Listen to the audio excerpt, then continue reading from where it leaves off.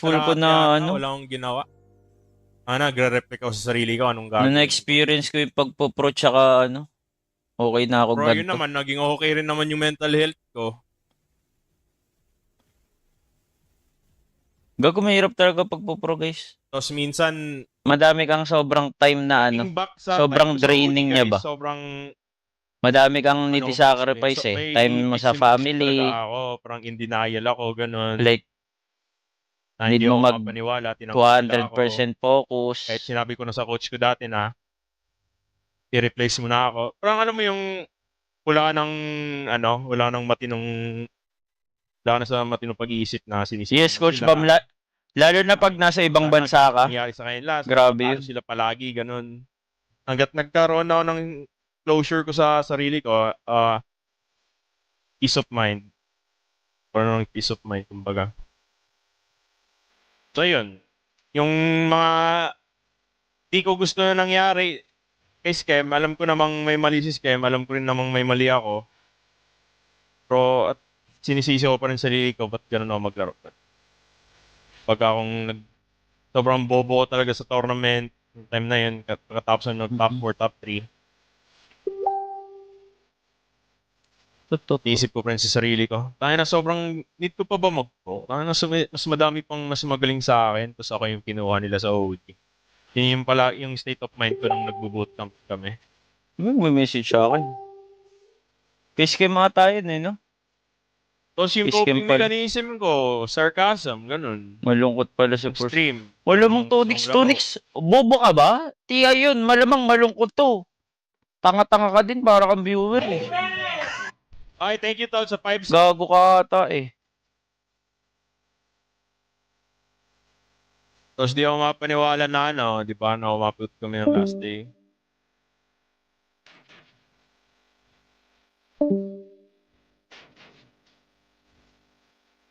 Tol, iba impact ng TI sa pro player guys. Legit. Kahit bumaba man price niyan, kahit ano man yan, yung gusto mo lang talaga doon maglaro. Putang ina, ilang beses ba ako umiyak TI? 3 beses ata ako umiyak TI? Or dalawa? Tanggalin. Isa na 2 dun to sila 3 mga Norvale ganun. tsaka si Seb. Na di talaga nila gusto ko tanggalin. Kasi kumbaga sayang yung progress. Eh, ganun talaga guys. Kung may mga, di talaga gusto yung mga kampi mo, mangyayari talaga yun na tatanggalin ka, di ba? Basta masasabi ko lang, I did my best naman para sa kanila eh. The time na andun ako.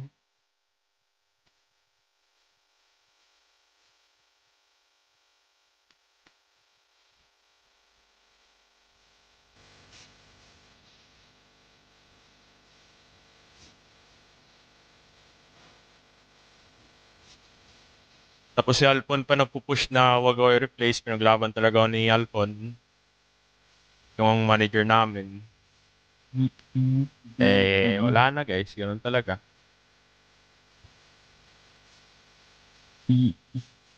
Wala, bigat nito. It Iyak ko takes nung time. It takes time to kahit sabihan nyo kahit ilang beses nyo i-comfort to tol eh. Same shit pa din mararamdaman niya. Like, kailangan niyan time talaga para makamove on pa to si Nico.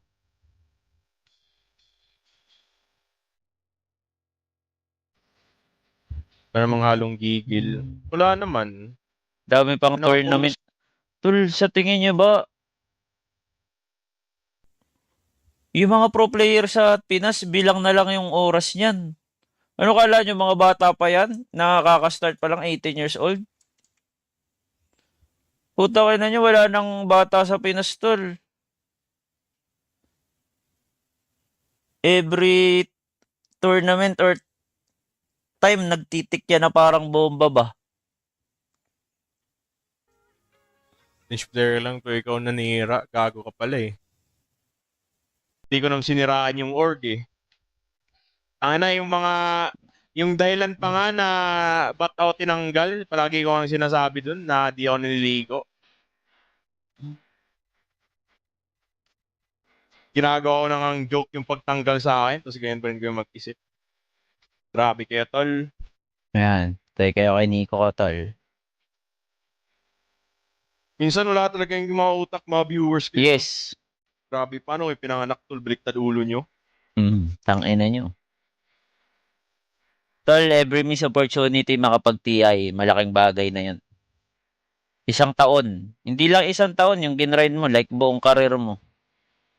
Isipin mo, buong karir mo. Tapos di ka makakapag-TI. Tutuloy nyo pa grind back. Kaya, di ba, maintindihan nyo yung mga ano eh, pro player na mas pinili na lang sumarap buhay sa pag-i-stream or pag-promote ng sugal eh. Kasi less, ano yun, less nakaka-stress. Mas madami kang time sa family mo. Mas nakaka-enjoy. Di ba?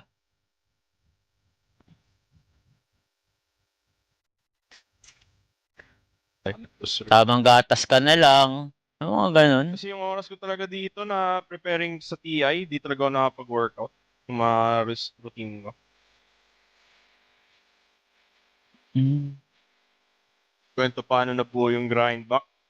Nag-chat lang sa akin si Savage. Tapos, Kaya nga hindi ako nag-pro yun. Yung gusto ko sa'yo to. I don't care if you're lazy, as long as it can work. again, gago ka. Di pa ako nagdodota nun ha, in-invite ka agad.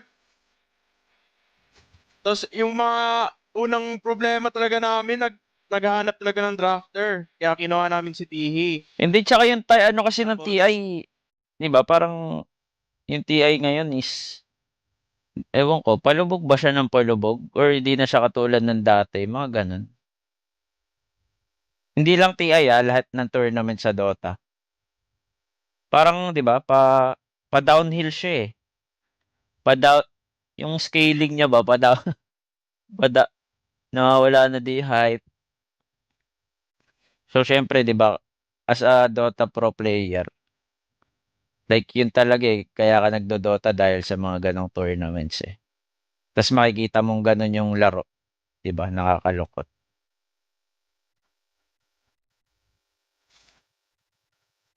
Yes, Jenica, parang ganon.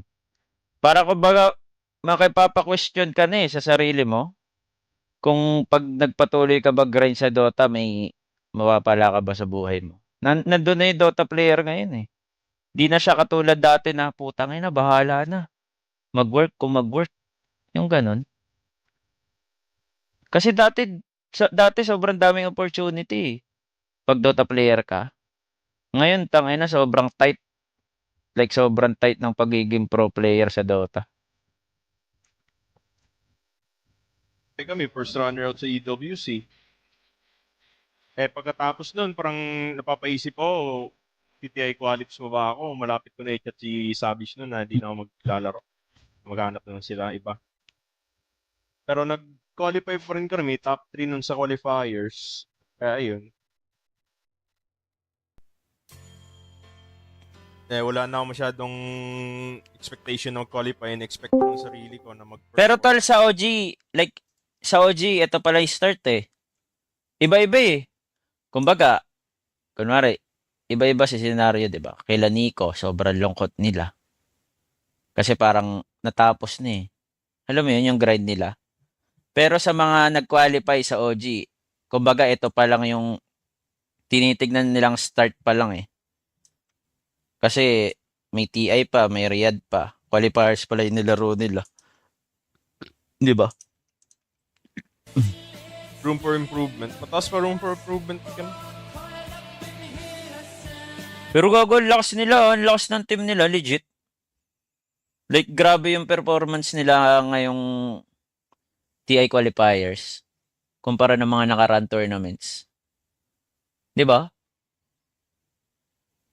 Not bad na din, tol. Pero wala eh. Second place is sa second place, tol. Kahit sabihin nating not bad, pangit talaga yung result na second place. Kahit saan man.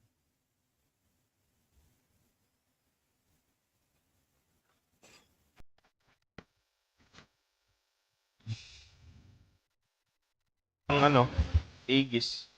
Naghabol, naubos. Yes, almost is never enough.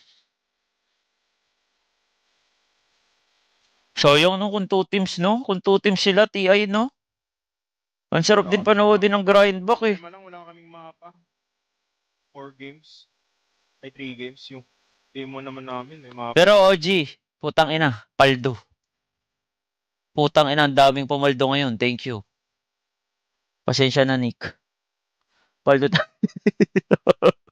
Putang ina, nag-apata ako 300 to 400k sa OG this TI Qualips tol. May nagawang maganda. Thank you, OG. Tol, huwag niyo nalasan kay Nico, pero thank you, OG. May Riyadh. Paano gagawin sa Riyadh? Invite nyo OG. Iba na open nila. Sana all. Pero ang tunay na ran dyan, tol, mag-i-start pa lang ngayon, legit. Pag nanood tayo ng Riyadh TI. Yun yung tunay na ran ng OG na mapapanood natin, guys.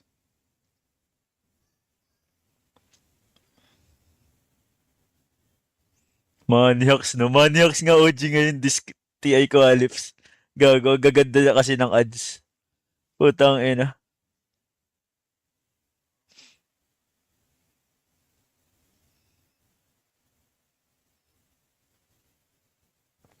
Check ko post ni Scam. Ano ba post ni Scam? Scam. Scam Dota. Asan?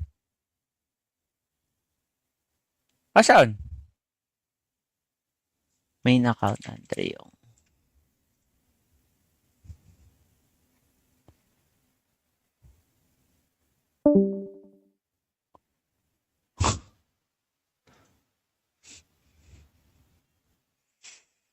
Tong ino Madre. Gogo ko. Ito ba yan? Ito, di ba?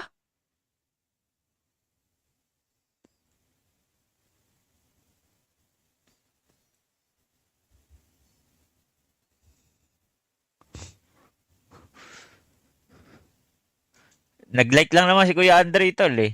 Patay tayo, iwan sa pangarap si Scam. Ay, si Scam. Si Nico Iwano. Kaya pala Nico Iwano, tol. Naiiwan niya.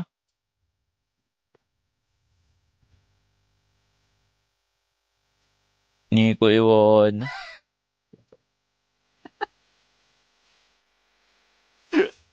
Ang ina talaga. Grabe ka, idol. Grabe ka mag-trend, idol.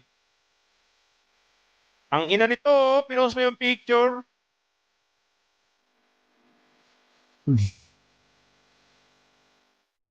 Wala yung pagkuha nila. Kailan ba Riyadh, guys? Riyadh muna eh. Riyadh EWC Dota 2. Kailan siya yung Dota, guys? July 7? No? Ah, malapit na pala. Malapit na pala. 2 weeks. Paldo. Paldo. 2 weeks na lang pala. Paldo. 2 weeks na lang pala tol eh. Tal, baka this week, papahinga muna tayo. Magre-ready tayo Riyadh, guys. Hindi porket hindi tayo player, di tayo magre-ready. I-ready din natin sarili natin sa watch party, tol. Paalala ko lang.